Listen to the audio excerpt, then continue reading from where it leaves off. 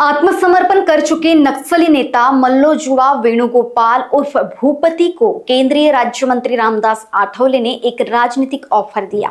नागपुर में मीडिया से बात करते हुए आठवले ने भूपति को अपनी party Republican party of India में शामिल होने का न्योता दिया।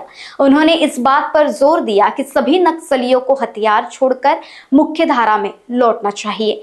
आठवले ने इस अवसर पर मुख्यमंत्री देवेंद्र फडणवीस की भी काफी तारीफ की। उन्होंने कहा कि मुख्यमंत्री महाराष्ट्र और गढ़चिरौली के विकास हेतु लगातार कार्यरत है। पत्रकारों द्वारा पूछे गए अन्य कई सवालों के जवाब देते हुए कई मुद्दों पर उन्होंने बात की। एक तर नक्षलवाद्यांच्या त्यागाबद्दल आम्हाला सहानुभूती आहे की स्वतः अनेक निर्णय घेतलेले तरुण तरुणी त्या मोहीमेमध्ये जातात आणि गोरगरिबांना न्याय द्या, आदिवासींना न्याय द्या, दलितांना न्याय द्या, गावाचा विकास करायचे त्यांच्या मागण्या आहेत त्याचे आम्ही समज आहोत। त्यांनी अवलंबलेला जो हिंसक मार्ग आहे त्याला आमचा पाठिंबा नाही।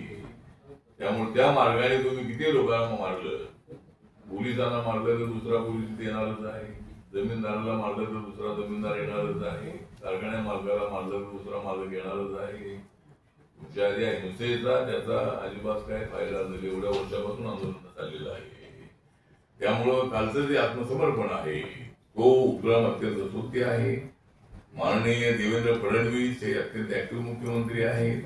त्यांनी गडचिरोली जिल्हा हा त्याने पालकमंत्री म्हणून त्यांनी पालकमंत्री आहेत आणि अमित शहा यांनी सुद्धा सांगितलेलं आहे की आम्ही नक्षलवाद संपवणार म्हणजे त्या सर्वांनी मेनस्ट्रीम मध्ये यावं आणि जर जे चांगले लोक असतील त्यांनी एकदा ते मेनस्ट्रीम मध्ये आले तर त्यांनी रिपब्लिकन पक्षामध्ये यायला काही हरकत नाहीये। त्यामुळे जर मेनस्ट्रीम मध्ये आले तर त्यांनी निवडणुकीमध्ये सुद्धा उभं राहिलं पाहिजे।